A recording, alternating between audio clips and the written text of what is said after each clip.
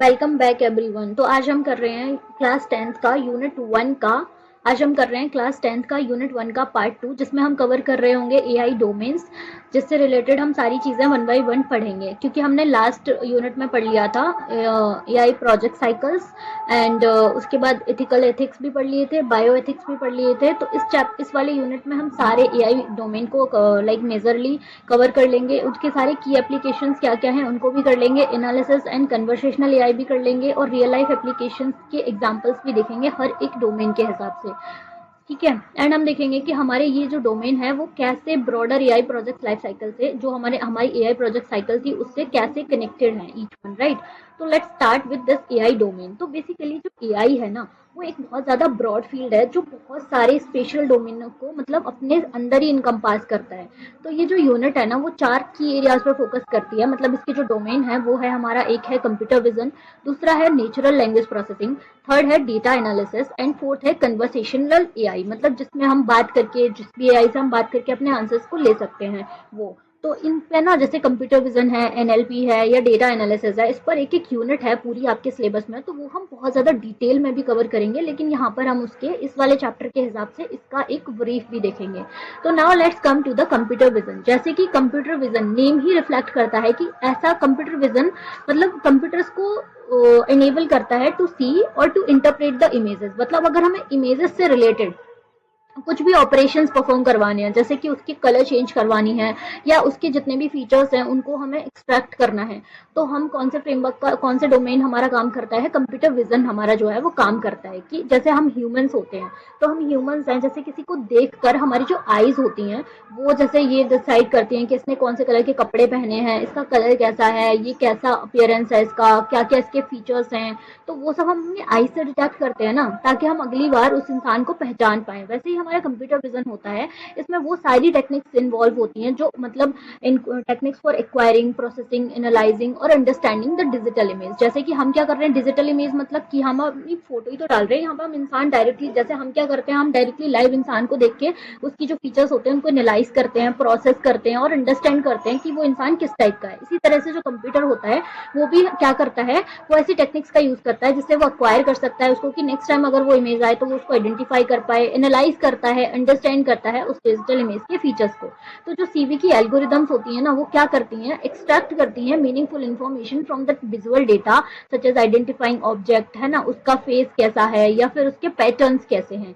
तो इस तरह से ना वो हमें नेक्स्ट टाइम, जैसे हमने सीसीटीवी देखे हैं ना, तो उसमें कंप्यूटर विजन यूज होता है, क्योंकि हमने देखा है कि एक इंसान अगर बार बार आता है तो उसके लिए हॉर्न नहीं बजता है, लेकिन उसके लिए सायरन नहीं बजता है, लेकिन जो इंसान मतलब कुछ अनप्रडिक्टेबल सी चीजें आ जाती हैं जैसे, तो वो वहाँ पे आवाज होती है। तो वो कैसे काम करता है, वो सीवी की एल्गोरिदम क्या करती है, उस जो भी पर्सन है उनको पहले से आइडेंटिफाई कर लेती है, उनका पैटर्न, उनके जो फेसेस वगैरह उनको रिकॉग्नाइज कर लेती है, एंड फिर नेक्स्ट टाइम जब वो सेम पैटर्न, सेम फेसेस आते हैं तो वो जो है वार्निंग नहीं देती है, लेकिन जब वो कुछ नए फेसेस आते हैं तो वो वार्न करती है, या फिर कुछ नई चीजें आती हैं तो भी वार्न करती है।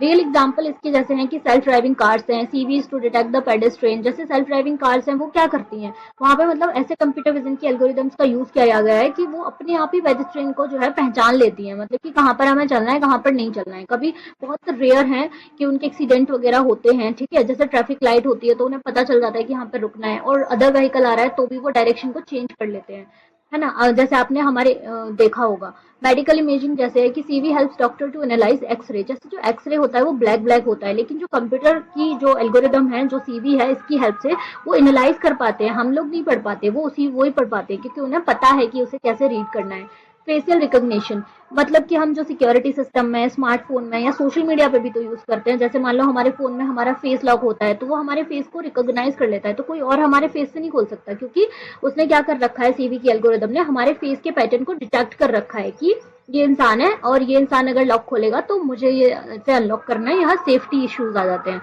And object detection and manufacturing, जैसे कि ऑब्जेक्ट को प्रोडक्शन लाइन में आइडेंटिफाई करना, है ना। Second domain is natural language processing. मतलब कि नेचुरल लैंग्वेज प्रोसेसिंग मतलब कंप्यूटर्स को ये इनेबल करती है कि वो अंडरस्टैंड करे ह्यूमन की लैंग्वेज को। बेसिकली हम लोग जो ह्यूमन है वो कई तरीके से बात करते हैं, राइट। मतलब हमारी डिफरेंट डिफरेंट तरीके की भाषाएं हैं जो कि कंप्यूटर को नहीं पता। तो कंप्यूटर में क्या होता है कि जो नेचुरल लैंग्वेज प्रोसेसिंग होती है, ये मतलब एक ऐसा डोमेन है जो कंप्यूटर्स को अंडरस्टैंड, मतलब कंप्यूटर को इनेबल करता है to understand the human language. Basically उसको इंटरप्रेट करता है, हम जो भी बोलते हैं, जैसे हमारे ट्रांसलेटर का काम करता है।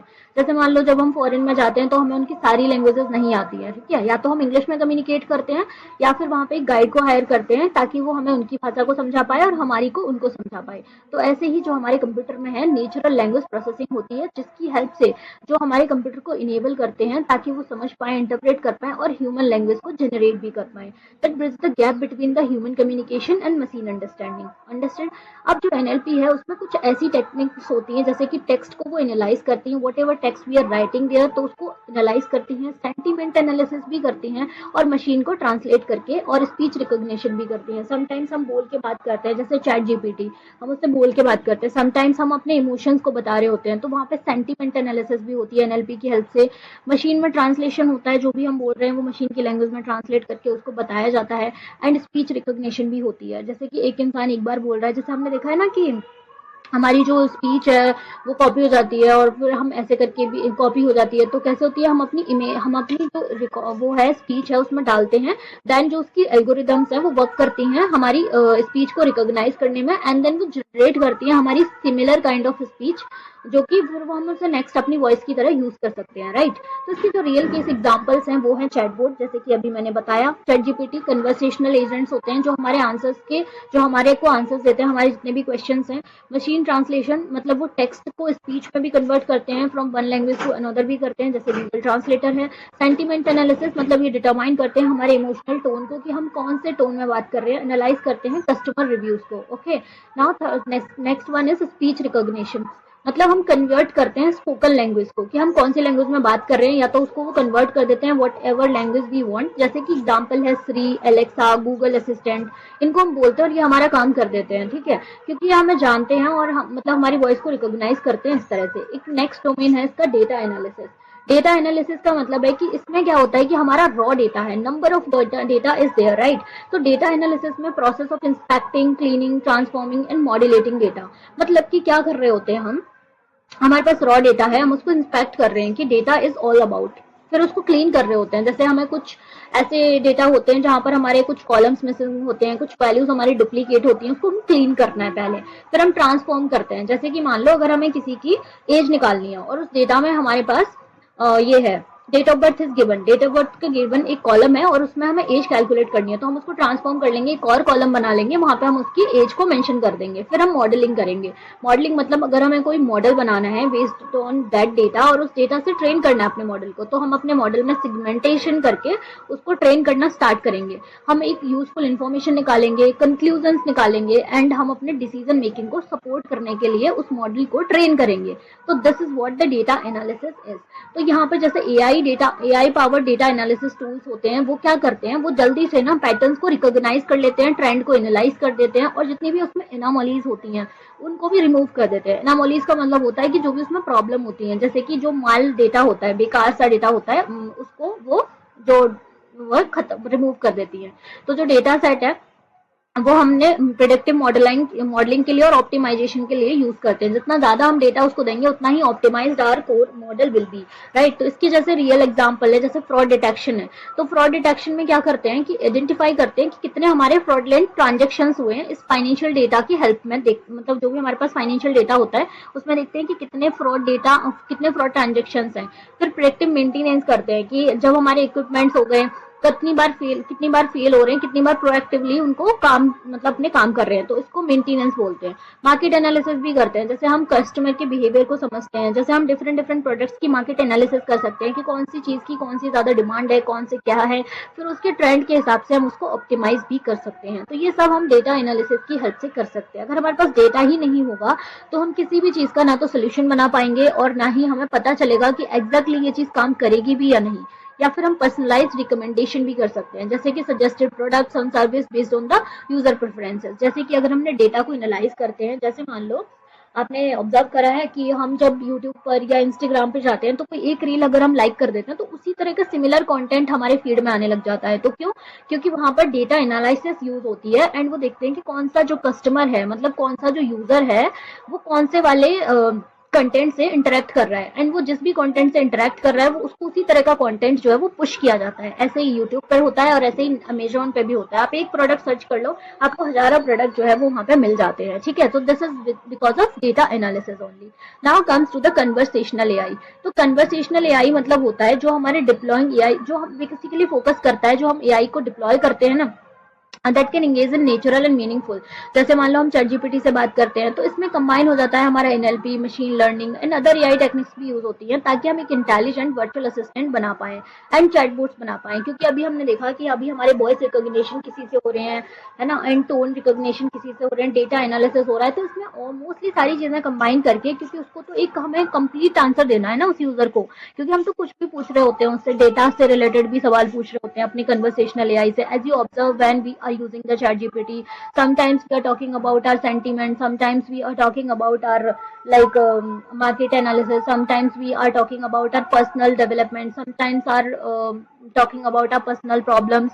So conversational AI means they have a combined package to answer us in any aspect of our life, right? Any context. हम तो किसी भी कॉन्टेक्स्ट में आंसर पूछते हैं कि इस डेटा से रिलेटेड क्या है, इसकी प्राइस क्या चल रही है, तो everything it needs to be combined there to make it more efficient. तो कन्वर्सेशनल एआई का मतलब ये होता है। कन्वर्सेशनल एआई जो है वो पूरा इंटेंट समझता है यूजर का, उसको प्रोवाइड करता है रिलेवेंट रिस्पॉन्स। वो कैसे कर सकता है? क्योंकि उसके पास एनएलपी भी है, डेटा एनालिसिस भी है, वॉइस रिकॉग्निशन सिस्टम भी है, learn from the interactions to improve their performances. अब क्या होता है कि बहुत सारे लोग उससे इंटरेक्ट कर रहे होते हैं, तो वो सबके इंटरेक्शंस को एक तरह से रिकॉर्ड करता है, स्टोर करता है अपने कहीं डेटाबेस में, फिर वहां से वो क्या करता है, बेस्ट आंसर लाता है, इन सबको मिक्स एंड मैच करके हमारे कॉन्टेक्स्ट के हिसाब से, हमारे इंटेंट के हिसाब से वो हमें पूरा रिस्पॉन्स देता है। इस तरह से जो कन्वर्सेशनल एआई है वो वर्क करती हैं। इसके जो रियल लाइफ एग्जांपल्स हैं जैसे कि वर्चुअल असिस्टेंट्स है, जैसे श्री है, एलेक्सा है, गूगल असिस्टेंट्स है, इनको हम एक बार ही बोल देते तो ये लोग कर देते क्योंकि इनको पता है कि ऐसे काम करना है, राइट।